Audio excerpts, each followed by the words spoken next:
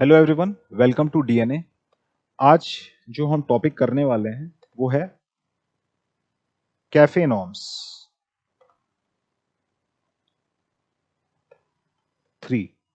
ये जो टॉपिक है that lies in GS paper 3 environment, और इसको आप जीएस पेपर 2 यानी कि गवर्नेंस से भी लिंक कर सकते हैं, तो अभी हाल ही में हमने क्या देखा है, हमने ये देखा है कि सरकार जो है वो ड्राफ्ट कैफे नॉर्म्स 3 लेके आ गई है। कैफे नॉर्म्स होते क्या हैं? कैफे का फुल फॉर्म होता है कॉर्पोरेट एवरेज फ्यूल एफिशिएंसी। ये नॉर्म्स बेसिकली होते क्या हैं? ये नॉर्म्स बेसिकली एक स्टैंडर्ड है, एमिशन स्टैंडर्ड्स हैं, या फ्यूल एफिशिएंसी को लेके स्टैंडर्ड्स हैं जो सरकार तय करती है। किसके लिए? ऑटोमोबाइल कंपनीज के लिए, तो ये जो कैफे नॉर्म्स 3 हैं, ये क्या है? ये ड्राफ्ट नॉर्म्स हैं, मतलब अब ये फाइनलाइज नहीं हुए हैं। इस पे अब डेलिब्रेशन होगी, सिविल सोसाइटी इस पर चर्चा करेगी और फिर सरकार जो है वो इसको लागू करना शुरू कर देगी। तो कैफे नॉर्म्स 3 हैं, ये प्रपोज्ड है कि 2027 से, एक बार ये फाइनलाइज हो जा रहे हैं तो 2027 से लागू हो जाएंगे। कैफे नॉर्म्स हैं जो पहली बार आए हैं, मतलब कैफे 1 नॉर्म्स जो आए हैं वो आपके ईयर 2017 में इंट्रोड्यूस किए गए हैं। 2017 में कैफे 1 हमको देखने को मिला है, ठीक है। और इसको रिलीज कौन करता है? इसको रिलीज करता है ब्यूरो ऑफ एनर्जी एफिशिएंसी, जो कि मिनिस्ट्री ऑफ पावर के अंडर एक इकाई है। Bureau of energy efficiency under ministry of power. Objective क्या होता है कैफे नॉर्म्स का? ऑब्जेक्टिव होता है पहली चीज टू रेगुलेट फ्यूल एफिशिएंसी, मतलब फ्यूल एफिशिएंसी को रेगुलेट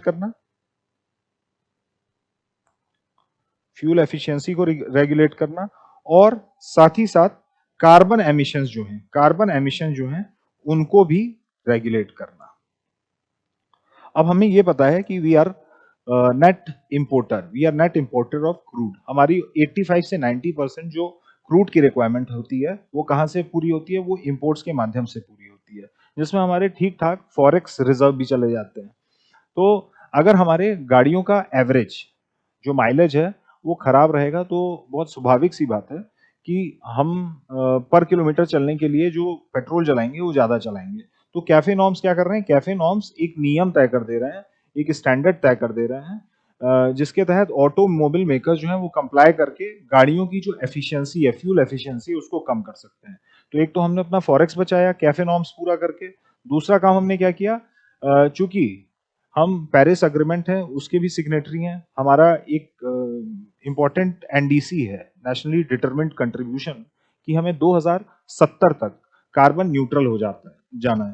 तो कैफे नॉर्म्स जैसे जो इनिशिएटिव्स अगर हम इसको कंप्लाई कर रहे हैं, इसको ठीक तरीके से एग्जीक्यूट कर दे रहे हैं, तो बहुत स्वाभाविक सी बात है कि जो हमारा कार्बन एमिशन है हम वो भी पूरा करेंगे, जो हमारी फ्यूल एफिशिएंसी है वो भी बेटर होगी, और साथ ही साथ हमारी जो ऑयल डिपेंडेंसी है वो भी कम होने लगेगी। मतलब जितना तेल अभी हम बाहर से इंपोर्ट करते हैं, डीजल हो गया, पेट्रोल हो गया, वो अपने आप कम हो जाएगी। ये होगा तो ऑब्वियस सी बात है कि जो एयर पोल्यूशन है वो भी इंडिया में कम होगा।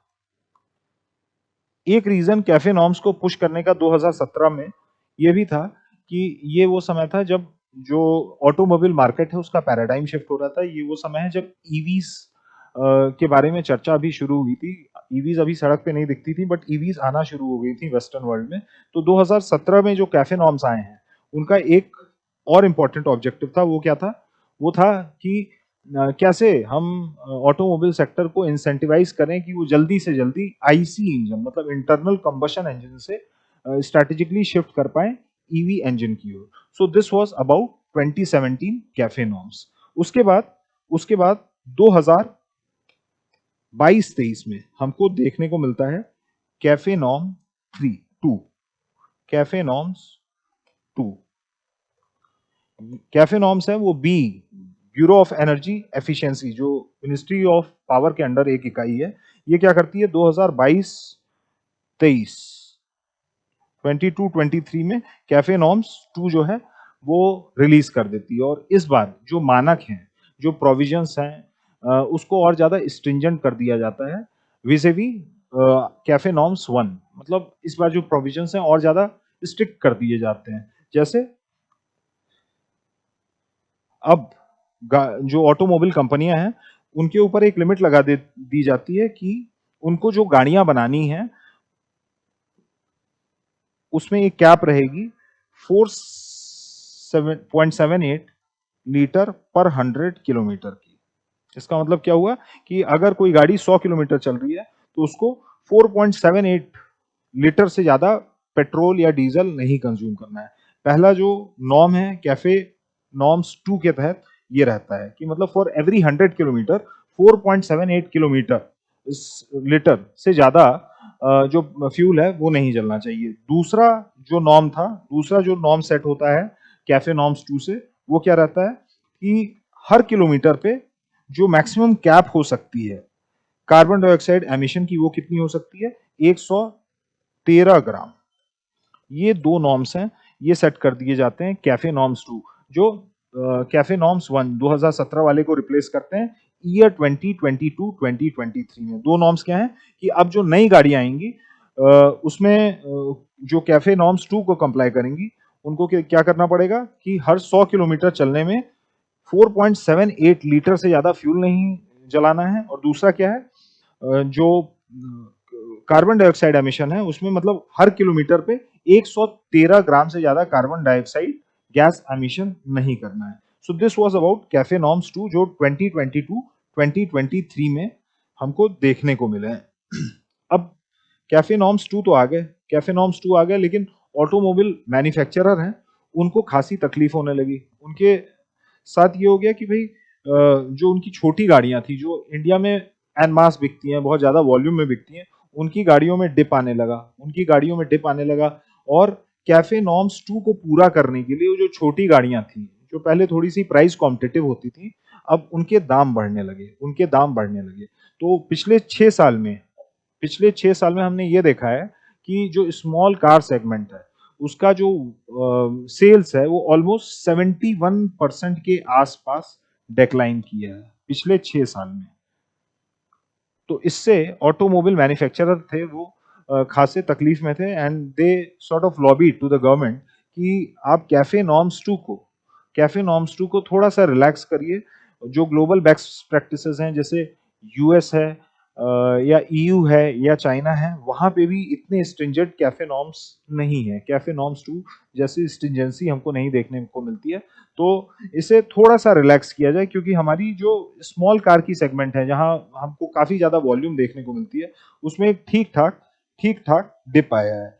दूसरी चीज कैफे नॉर्म्स 2 का क्रिटिज्म क्या था, एक तो ये कि हमारे जो स्मॉल कार सेगमेंट है उसके जो वॉल्यूम्स है वो डिक्लाइन कर रहे थे।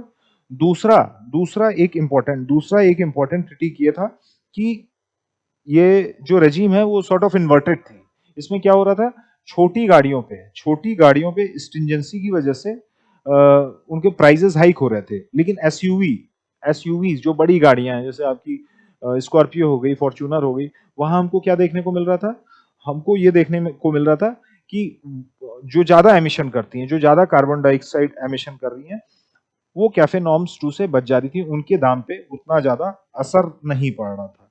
तो ये दो कंटेंशन थे ऑटोमोबाइल मेकर्स के कि उनका ये कहना था कि भाई खासकर जैसे मारुति है, जैसे तो मारुति बहुत बड़ी गाड़ियां नहीं बनाता है, तो उसकी गाड़ियों पे जो सेल है जैसे वैगन आर हो गई, स्विफ्ट हो गई, वो सेल्स काफी डिप कर रही थी क्योंकि बड़ी गाड़ियों पे ये नॉर्म्स हैं वो लगते नहीं थे। एक चीज और, एप्लीकेबिलिटी है ये M1 कार्स पे लगती है। बेसिकली कैफे नॉर्म्स जो हैं वो आपके M1 कार्स पे लगते हैं। M1 क्या होता है, M1 एक कार की टाइप होती है जिसमें मैक्सिमम लोग जो बैठ सकते हैं वो 9 के आसपास के लोग बैठ सकते हैं, मतलब 8+1 ड्राइवर, ठीक है, मतलब ड्राइवर को हटा के 8 लोग और ड्राइवर को मिला के अगर हम बात करें तो M1 जो टाइप है व्हीकल्स की उसमें मैक्सिमम जो लोग बैठ सकते हैं वो आपके 9 लोग बैठ सकते हैं और इसका जो वेट है वो 3500 किलो या उससे नीचे होना चाहिए, उससे ऊपर नहीं होना चाहिए। तो this was about cafe norms 2। तीन क्रिटिसिज्म थी कैफे नॉर्म्स 2 की। एक तो ये कि मतलब इसका जो स्ट्रक्चर है वो इन्वर्टेड एज इन ये छोटी कार्स को पनिश कर रहा है और जो बड़ी गाड़ियां हैं जैसे एसयूवीज हैं उनको ये अनटच रख रहा है, मतलब उन पे कुछ खास प्रभाव नहीं पड़ रहा है। दूसरा जो ग्लोबल बेस्ट प्रैक्टिसेस हैं, ग्लोबल बेस्ट प्रैक्टिसेस हैं, जैसे यूएस में हमको देखने को मिलता है, ईयू में देखने को मिलता है, चाइना में देखने को मिलता है, वहां के नॉर्म्स जो हैं वो लेस स्ट्रिंजेंट है अपने यहाँ के कैफे 2 नॉर्म से। और तीसरी चीज क्या थी कि ऑटोमोबाइल मेकर्स ये कहे कि हमको जो ग्लोबल बेस्ट प्रैक्टिसेस हैं उनके साथ अलाइन करना चाहिए, उनको उनके साथ अलाइन करना चाहिए। हमारे जो कैफे 2 नॉर्म्स हैं जो 2022-23 में आए हैं वो उतने इंडस्ट्री फ्रेंडली नहीं है, मतलब वहां पे स्ट्रिंजेंसी ज्यादा है। तो ये 3 क्रिटिसिज्म थे कैफे 2 नॉर्म्स के। इसी को देखते हुए बी मतलब ब्यूरो ऑफ एनर्जी एफिशिएंसी ने अभी हाल ही में कैफे नॉर्म्स 3 है वो प्रपोज किया है, कैफे नॉर्म्स 3 है वो प्रपोज किया है। ध्यान रहे ये ड्राफ्ट अभी ये फाइनलाइज नहीं हुआ है, एक बार ये फाइनलाइज हो जाएगा तो संभावित है कि ये 2027 से ग्राउंड लेवल पे एग्जीक्यूट होना शुरू हो जाएगा। तो क्या क्या किया गया है कैफे 3 नॉर्म्स में, क्या क्या प्रोविजंस रखे गए हैं? ऑब्वियसली बात है कैफे 2 नॉर्म्स के जो स्ट्रिंजेंट प्रोविजंस थे जिससे ऑटोमोबाइल सेक्टर को खासी तकलीफ थी, वो सारे पॉइंट्स यहाँ पे रेक्टिफाई करने की कोशिश की गई है। तो सबसे पहले जो कैफे नॉर्म्स 2 में हमने देखा था 113 ग्राम पर किलोमीटर ये वाला नॉर्म है, इसको थोड़ा सा लाइट किया गया है। अब इसमें इसमें हमको देखने को मिला है 3 ग्राम की रिलैक्सेशन मिली है, 3 ग्राम की रिलैक्सेशन मिली है जो कि 9 ग्राम तक की जा सकती है। मतलब पहले सरकार ने बोला था कि 113 ग्राम पर किलोमीटर की एमिशन होगी, लेकिन अब क्या है थोड़ा सा इसको लूज कर दिया गया, यानी अब कार कंपनियों को अलाउ कर दिया गया है कि वो 116 ग्राम से लेके करीब करीब 9 और जोड़ लिए 122 ग्राम पर किलोमीटर का कार्बन डाइऑक्साइड एमिशन कर सकते हैं। तो नए नॉर्म्स के मुताबिक जो कार्बन डाइऑक्साइड एमिशन हो सकते हैं वो 116 ग्राम से लेके 122 ग्राम 122 ग्राम पर kilometre carbon dioxide emission allow कर दिया गया है। दूसरी चीज क्या है? दूसरी चीज है कि हमको ये देखने को मिला था ऑटोमोबाइल मैन्युफैक्चरर हैं उनकी ये शिकायत थी कि जो स्मॉल कार सेगमेंट है वो सबसे ज्यादा सफर की है कैफे 2 नॉर्म्स की वजह से। उसका सीधा सीधा असर ये पड़ा है कि जो वॉल्यूम्स हैं वो आपके 71% डिक्लाइन किए हैं 6 साल में। अब ये पूरा जो 71% का डिक्लाइन है ये सिर्फ कैफे नॉर्म्स की वजह से नहीं हुआ है, इसमें और भी कई फैक्टर्स हैं जैसे डिस्ट्रीब्यूशन ऑफ वेल्थ वगैरह। लेकिन हाँ, कैफे 2 नॉर्म्स की वजह से भी चूंकि गाड़ियां महंगी हो गई हैं, जो पहले रेट्स होने चाहिए थे उससे कार जो है वो थोड़ी सी महंगी हो गई हैं, तो उसको रिवाइव करने की बात थी। तो दूसरा जो काम किया गया है वो किया गया है कि सुपर क्रेडिट्स की बात की गई है। सुपर क्रेडिट्स के तहत ये कहा गया है कि इंसेंटिवाइज किया जाए जो हाइब्रिड कार्स हैं और आपकी इलेक्ट्रिक व्हीकल्स हैं। तो अब कैफे 3 नॉर्म्स में हमको सुपर क्रेडिट्स भी मिलेंगे। सुपर क्रेडिट्स का मतलब कि नॉर्मल आईसी इंजन पे हमको 1 क्रेडिट मिल रहा था, तो उसी मॉडल का जो ईवी सेगमेंट होगा, ईवी मॉडल होगा, उसी कार का ईवी मॉडल होगा, वहां पर आपको 3 क्रेडिट्स मिलेंगे। अगर उसी गाड़ी का हाइब्रिड मॉडल पे आप जा रहे हैं तो आपको 2.5 से 3 क्रेडिट ज्यादा मिलेंगे। मतलब नॉर्मल आईसी इंजन पे आपको 1 क्रेडिट मिल रहा था, तो हाइब्रिड इंजन पे आपको 2.5 से 3 टाइम्स क्रेडिट मिलेगा और ईवी स्पेस में आपको 3 क्रेडिट मिलेगा। तो ये हो गया सुपर क्रेडिट्स की बात। तीसरी जो चीज है वो क्या की गई है कैफे 3 नॉर्म्स में, एमिशन पूलिंग का भी प्रोविजन रखा गया है। एमिशन पूलिंग क्या होती है? अब हमें ये पता है कुछ कंपनियां, छोटी कार कंपनियां भी होती हैं, बड़ी कार कंपनियां भी होती हैं। जो बड़ी कार कंपनियां हैं उनका जो रिसर्च एंड डेवलपमेंट पे या आपका एमिशन स्टैंडर्ड्स हैं उस पे जो इनोवेशन करते हैं वो ज्यादा अच्छा कर पाते हैं। लेकिन सेम चीज छोटे कार कंपनियों के साथ नहीं होती है क्योंकि सारी कंपनियां बराबर नहीं होती हैं। तो कैफे 3 नॉर्म्स ने क्या किया है, एमिशन पूलिंग का भी कॉन्सेप्ट है वो रखा है सामने, प्रोविजन रखा है सामने। इसमें क्या होगा कि जैसे 2-3 कंपनियां हैं वो आपस में मिल सकती हैं और जो ये आपके नॉर्म्स हैं 116 से 122 ग्राम पर किलोमीटर वगैरह वाले, ये नॉर्म्स जो हैं वो मिल के पूरा कर सकती हैं। तो मतलब एक कलेक्टिव पूलिंग की बात की गई है जो कि एक नॉवेल्टी है। इससे फायदा क्या होगा? इससे फायदा ये होगा कि हमें जो पूरा ऑटोमोबाइल सेक्टर का है उसका नेट कार्बन डाइऑक्साइड एमिशन है वो हम मिलके नीचे कर सकते हैं। जैसे कुछ कंपनियां हैं उनके पास वेयर विदॉल्स हैं, रिसोर्सेज हैं, संसाधन है, वो तो इन्वेस्ट कर सकती हैं, लेकिन कुछ कंपनियां नहीं कर सकती हैं। जब पूलिंग हो जाएगी तो इसमें क्या होगा, टेक्नोलॉजी ट्रांसफर हो गया या ज्वाइंट वेंचर्स हो गए, ये सारी चीजें पॉसिबल हो पाएंगी। असल में इसका रिजल्ट क्या होगा, असल में रिजल्ट इसका ये होगा कि हमारी इकोनॉमी में, हमारे एनवायरमेंट में इसका पॉजिटिव इम्पैक्ट पड़ेगा, क्योंकि नेट हमको क्या देखने को मिलेगा कि जो ओवरऑल कार्बन डाइऑक्साइड एमिशन है वो हमारी कम हो जाएगी, right. So this was about CAFE 3 norms. अब कैफे 3 नॉर्म्स क्या है, एक क्रिटिकल शिफ्ट है। These are critical shift in India's emission strategy, ठीक है, क्योंकि हमको ये पता है कि we are a responsible nation, ठीक है। हम सस्टेनेबल डेवलपमेंट, सस्टेनेबल एनवायरमेंट की बात करते हैं, हम इंटरनेशनल सोलर अलायंस लेके आए हैं, हम मिशन लाइफ लेके आए हैं, साथ ही साथ हम नेशनली डिटरमिन्ड कंट्रीब्यूशंस हैं, एनडीसीज हैं, वो भी दिए हैं, जिसमें ये है कि भाई जो टोटल एनर्जी मिक्स में हमारा रेन्यूएबल का शेयर होगा वो 50% हो जाना चाहिए।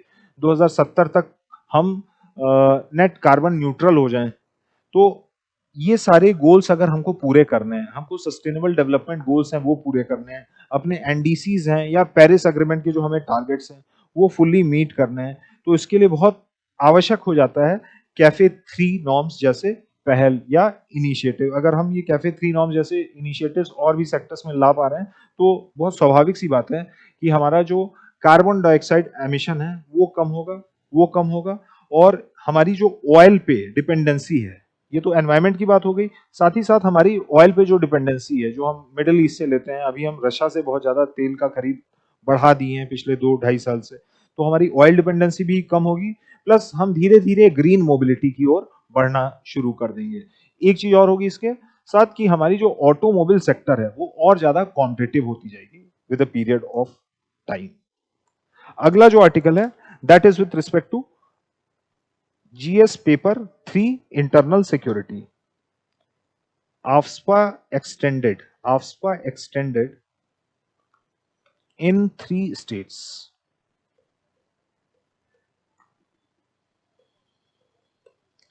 ये हम 2 टॉपिक्स में पढ़ सकते हैं, एक तो हो गया आपका GS3 इंटरनल सिक्योरिटी, और साथ ही साथ इसको GS पेपर 2 गवर्नेंस में भी पढ़ा जा सकता है। GS पेपर 2 गवर्नेंस में भी पढ़ा जा सकता है। कल की न्यूज है ये।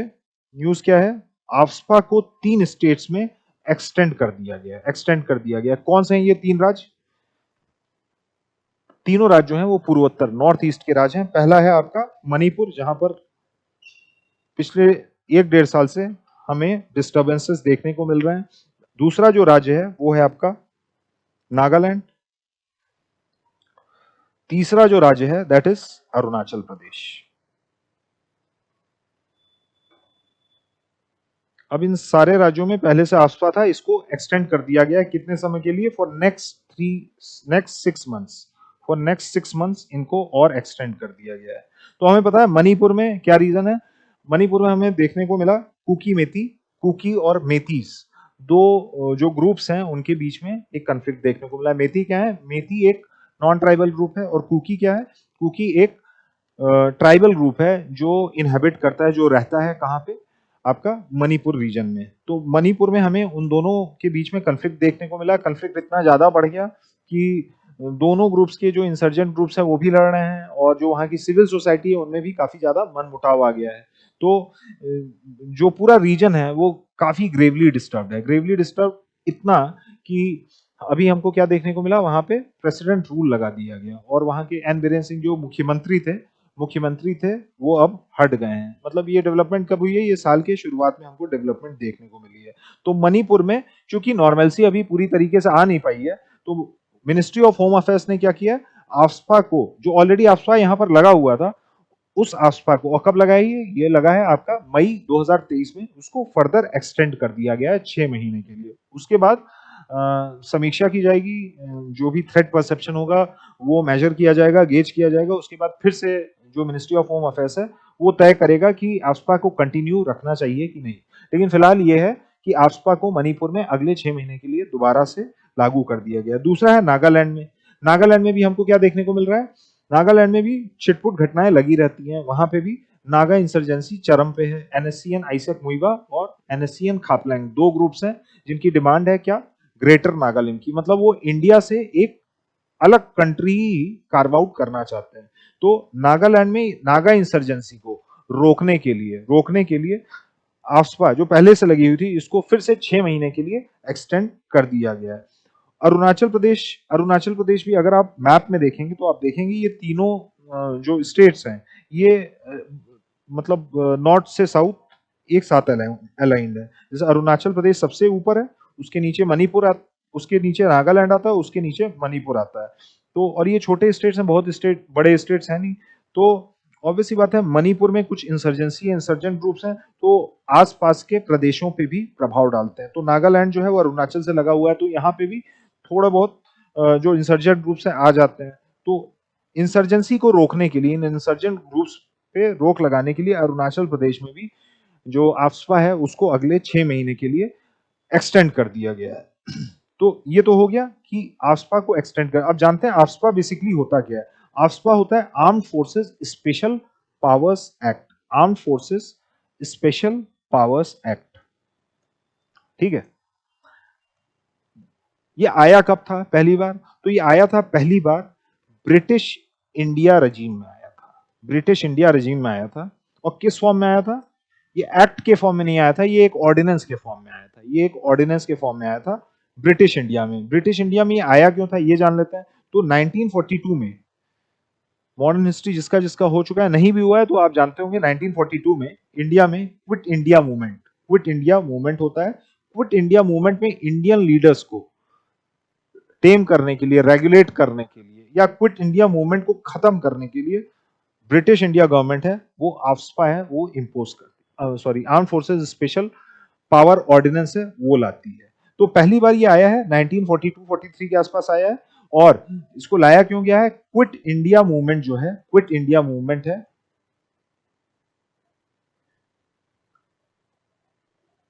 इसको रेगुलेट करने के लिए, क्विट इंडिया मूवमेंट को रेगुलेट करने के लिए।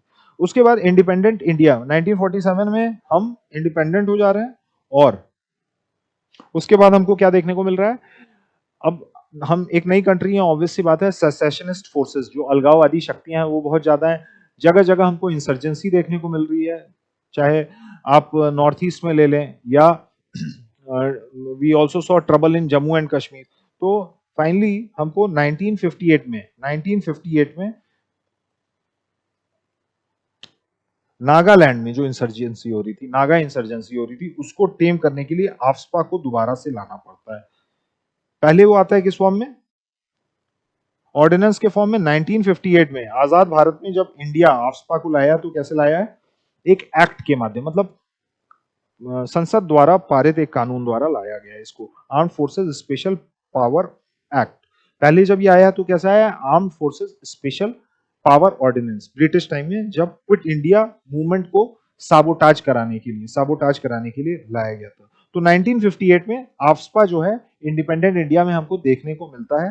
क्यों लाया जाता है? नागा इंसर्जेंसी को कर्ब करने के लिए, नागा इंसर्जेंसी को खत्म करने के लिए आफ्सपा को लाया जाता है। अब आफ्सपा बेसिकली होता क्या है ये तो आपने समझ लिया कि आफ्सपा जो है वो एक्सटेंड किया गया है, कब आया, लेकिन होता क्या है? आफ्सपा एक कानून है जो हमारे सिक्योरिटी फोर्सेस को एक्स्ट्रा ऑर्डिनरी पावर देता है। एक्स्ट्रा ऑर्डिनरी पावर कैसे? एक्स्ट्रा ऑर्डिनरी पावर ऐसे कि अगर किसी एरिया को डिस्टर्ब एरिया डिक्लेयर कर दिया गया तो हमारे जो आर्म फोर्सेस के जवान हैं उनके पास कुछ एक्स्ट्रा पावर आ जाती है, इम्यूनिटी आ जाती है, जैसे कि वो बिना किसी वारंट के सर्च कर सकते हैं, लोगों को अरेस्ट कर सकते हैं। अगर 5 के ऊपर की भीड़ है तो वो क्या कर सकते हैं? उस पे शूट भी कर सकते हैं। ये सारे कुछ प्रोविजंस होते हैं आफ्सपा के। और ये सब करने में उनको इम्यूनिटी रहती है। मतलब अगर किसी एरिया को डिस्टर्ब एरिया डिक्लेयर किया जा रहा है तो उनके पास स्पेशल पावर आ गई, वो बिना वारंट के सर्च कर सकते हैं, वारंट के अरेस्ट कर सकते हैं। 5 से या उससे ज्यादा लोग अगर कहीं इकट्ठा हैं तो उनपे ओपन फायरिंग कर सकते हैं। लेकिन ये कैसे अलग है नॉर्मल टाइम से? अलग ऐसे है कि इन सारे कृत्य के लिए आफ्सपा जब लगी हुई है तो उनके ऊपर कोई भी प्रोसिक्यूशन नहीं किया जा सकता, मतलब उनका प्रोसिक्यूशन नहीं हो सकता। तो इसीलिए ये एक्स्ट्रा ऑर्डिनरी पावर दे देता है हमारे सिक्योरिटी फोर्सेस को। अब देखना ये है कि इसमें क्या कुछ मेजर प्रोविजंस हैं जो प्रॉब्लम क्रिएट करते हैं। तो सबसे पहले सेक्शन 3 जो है आफ्सपा का, सेक्शन 3 वो बात करता है डिस्टर्ब्ड एरिया की, डिस्टर्ब्ड एरिया की। मतलब सेंट्रल गवर्नमेंट या गवर्नर है किसी एरिया को डिस्टर्ब एरिया डिक्लेयर कर सकते हैं। ये एक प्रोविजन या एक सेक्शन है। दूसरा सेक्शन क्या है? सेक्शन 4। सेक्शन 4 पावर देता है अरेस्ट, सर्च, फायर, अगर 5 या 5 से ज्यादा लोग हैं, ठीक है। और ये सब कब हो सकता है? ये सब तब हो सकता है, ये सब तब हो सकता है जब कोई वारंट नहीं है। मतलब बिना वारंट के भी जो हमारे जवान हैं वो किसी को अरेस्ट कर सकते हैं, सर्च कर सकते हैं, 5 से ऊपर लोग हैं तो फायर कर सकते हैं। ये पावर आती है उनको आफ्सपा के सेक्शन 4 से। एक और सेक्शन है क्या? सेक्शन 5। सेक्शन 5 क्या कहता है? सेक्शन 5 ये कहता है कि अगर आफ्सपा के तहत सिक्योरिटी फोर्सेस ने किसी को उठाया है, अरेस्ट किया है, तो उसको अर्लीएस्ट नियरेस्ट पुलिस स्टेशन पे, अर्लीएस्ट नियरेस्ट पुलिस स्टेशन पे सौंपे। मतलब जो कस्टडी है जल्द से जल्द किसको मिल जानी चाहिए? जो नियरेस्ट पुलिस स्टेशन है उसको मिलनी चाहिए। तो दिस इज सेक्शन 5। और अगला क्या है? सेक्शन 6 जो मेजर पावर है आफ्सपा के अंडर, दैट इज कि ये सब करने में, मतलब अरेस्ट, सर्च, फायर, किसी को उठाने में, इसमें इस पूरे कृत्य के लिए जो हमारे सिक्योरिटी फोर्सेस हैं वो फ्री रहेंगे। किस चीज से? Free from prosecution. मतलब उनका प्रोसिक्यूशन जो है वो नहीं हो सकता है, उनका प्रोसिक्यूशन जो है वो नहीं हो सकता है। ये आपके 4 प्रोविजन हैं और इन्हीं से इनका क्रिटिसिज्म भी है। अब क्रिटिसिज्म क्या होता है? जो ह्यूमन राइट्स वॉचडॉग्स हैं या सिविल सोसाइटी के मेंबर्स हैं, उनका ये कहना है कि आफ्सपा जो है वो एक ड्रैकोनियन लॉ है। ये एक प्रकार का ड्रैकोनियन लॉ है और एक डेमोक्रेटिक स्पेस में, एक डेमोक्रेटिक स्पेस में आफ्सपा जैसे कानून की कोई जगह नहीं होनी चाहिए। उनका मेजर कंटेंशन क्या है? एक तो है सेक्शन 3। सेक्शन 3 क्या कहता है? सेक्शन 3 आफ्सपा का ये कहता है कि गवर्नर या केंद्र सरकार क्या कर सकती है कि किसी भी एरिया को डिस्टर्ब्ड एरिया डिक्लेयर कर सकती है। लेकिन लेकिन ये सेक्शन जो है या ये कानून जो है आफ्सपा या इसका कोई भी प्रोविजन ये नहीं बताता है, ये नहीं बताता है कि क्या बेसिस होगा किसी एरिया को डिस्टर्ब्ड एरिया डिक्लेयर करने में। मतलब ये एक तरीके से डिस्क्रेशन पे है केंद्र सरकार के, गवर्नर के, कि वो अपने मन पे, अपने विम्स एंड फैंसीज पे वो किसी एरिया को डिस्टर्ब एरिया डिक्लेयर कर दे। क्या रैशनल होगा उस एरिया को डिस्टर्ब एरिया डिक्लेयर करने का? कुछ ऑब्जेक्टिव पैरामीटर्स होने चाहिए। ये सारी बातें नहीं की गई हैं आफ्सपा के कानून में। तो ये ह्यूमन राइट्स का एक क्रिटिसिज्म है। दूसरा क्रिटिसिज्म क्या है?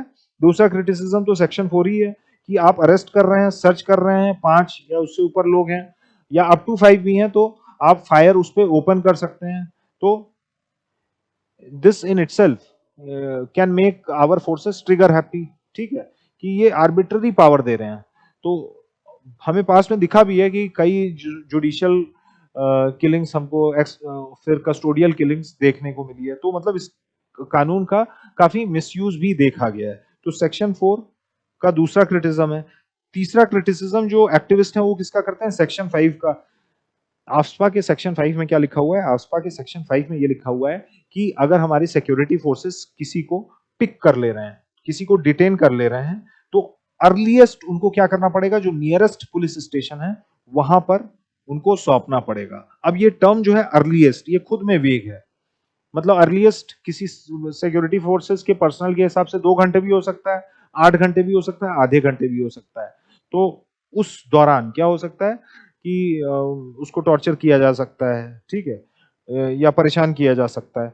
तो जो सिविल सोसाइटी मेंबर्स हैं या जो क्रिटिक्स हैं, उनका एक कंटेंशन सेक्शन 5 से भी है कि ये जो अर्लीएस्ट टर्म है ये खुद में वेग है, मतलब इसका भी मिसयूज किया जा सकता है। और सबसे बड़ा क्या है? सबसे बड़ा जो क्रिटिसिज्म है वो तो सेक्शन 6 का ही है कि भाई आप ये सारे काम कर रहे हैं, ठीक है, सारे काम कर रहे हैं, लेकिन इसके लिए कोर्ट ऑफ लॉ में आपका प्रोसिक्यूशन नहीं हो रहा है, कोर्ट ऑफ लॉ में आपका प्रोसिक्यूशन नहीं हो रहा है। तो ये है आपका primarily AFSPA, arm forces special powers act. ये इसका क्रिटिसिज्म है। क्रिटिक्स, सिविल सोसाइटी मेंबर्स, उनका यही कहना है कि एक डेमोक्रेटिक स्पेस में मतलब इतने ड्रैकोनियन लॉ की, इतने ड्रैकोनियन प्रोविजंस की जगह नहीं होनी चाहिए। लेकिन जो प्रोपोनेंट हैं आफ्सपा के, वो क्या कहते हैं? उनका ये कहना है कि भाई India is still a nation in making. ठीक है, अभी राष्ट्र के तौर पे हम पूरी तरीके से परिपक्व नहीं हुए हैं। अभी भी कई अलगाववादी शक्तियां हैं हमारे पेरिफेरीज पे, वो एक्टिव हैं। हमारे पास दो इनिमिकल नेबर्स हैं, चाइना और आपका पाकिस्तान। इसके अलावा पूर्वोत्तर में भी उग्रवाद हमको देखने को मिलता है। पूरे रीजन में हमको कई सारे इंसर्जेंट ग्रुप्स हैं, एनएससीएन आईएम है, एनएससीएन खापलैंग है, यूएनएलएफ है, यूपीएफ है, कमतापुर लिबरेशन ऑर्गेनाइजेशन है, फिर आपका प्रेपाक है। तो कई प्रकार के आपके जो इंसर्जेंट ग्रुप्स हैं हमारे पूर्वोत्तर भारत में एक्टिव हैं। खालिस्तानी फोर्स अभी भी एक्टिव हैं, मतलब आइडियोलॉजी अभी भी जीवित है। जो मूवमेंट है वो तो क्रश कर दिया गया था ऑपरेशन ब्लू स्टार के साथ, लेकिन अभी भी जो आइडियोलॉजी है खालिस्तान की, that is very much alive. Jammu Kashmir में भी हमको क्या देखने को मिलता है? हमको मिलिटेंसी देखने को मिलती है। तो जो प्रपोनेंट्स हैं आफ्सपा के, उनका ये कहना है कि इंडिया अभी भी नेशन इन मेकिंग है। जो अलगाववादी शक्तियां या सेसेशनिस्ट फोर्सेस हैं वो अभी भी एक्टिव हैं। तो हमको क्या करना पड़ेगा? हमको आफ्सपा जैसे कुछ कानून रखने ही पड़ेंगे। मतलब उनको टर्म करते हैं वो कि these are necessary evil, मतलब for a nation in making these laws are what UAPA और AFSPA, these laws are necessary evil। तो ये आपका जो ओपोनेंट्स हैं उनका कहना है। लेकिन हमको ये पता है कि मतलब एक डेमोक्रेटिक स्पेस में आफ्सपा जैसे कानून अगर हैं भी, तो उनका हमको बहुत रेगुलेटेड यूज करना चाहिए। इसमें भी राइडर्स होने चाहिए। हमने पास में क्या देखा है? सेकंड एआरसी ने या जस्टिस हेगड़े या जस्टिस रेड्डी, इन कमिटियों ने या सेकंड एआरसी ने कैटेगोरिकली कह रखा है कि भाई अब समय आ गया है आफ्सपा को रिवील किया जाए। लेकिन जो प्रोपोनेंट्स है उनकी भी बात कुछ हद तक सही है कि नेशनल सिक्योरिटी बहुत इंपॉर्टेंट है, we are still a nation in making. AFSPA जैसे कानून नेसेसरी इविल हो जाते हैं, नेसेसरी इविल, क्योंकि kind of evil forces we are facing, the kind of two inimical neighbors we have, the kind of internal security challenges we have, northeast insurgency, cross border terrorism, फिर आपका left wing extremism. AFSPA जैसे जो कानून है वो एक तरीके से नेसेसरी इविल का काम कर सकते हैं। हाँ, ये है कि उसका जो यूज है या यूसेज है वो हम अच्छे से इफेक्टिवली रेगुलेट कर सकते हैं। आज का क्वेश्चन ले लेते हैं।